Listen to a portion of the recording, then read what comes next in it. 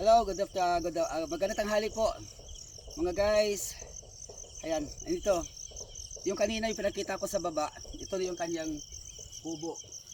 Ito kubo ng aking kapatid, aking kuya. Ayan. Dito sila papahinga pag tapos sila magtrabaho. Dito sila nagluluto.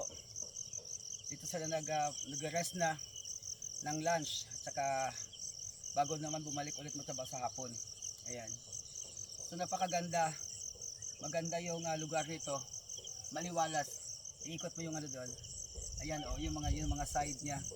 Ayan doon, hanggang doon sa makita mo. Ayan. Ayan. Tapos hanggang baba, pakita mo sa baba. Ikot ka. Ikot mo yung camera mo. Ayan, sige pa. Hanggang doon sa kabilang side. Ayan, doon kami nang galing sa may baba kanina. Ayan, tapos dito sa kabila namang side, ayan, may mga maisa na. Ayan. So, ang ganda dito kasi parang overlooking siya. Makita mo yung bundok sa kabilaan. Ayan. Ganito lang kaganda dito sa probinsya namin. Kasi hindi siya overcrowded and hindi siya polluted.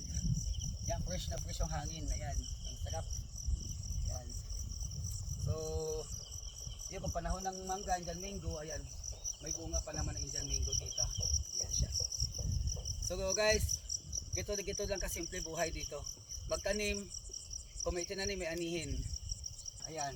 At saka itong kubo na to, ito yung pahingahan. So gagawin pa ito ulit kasi medyo nasira na yung bubong. Okay guys, sa next tayo ulit.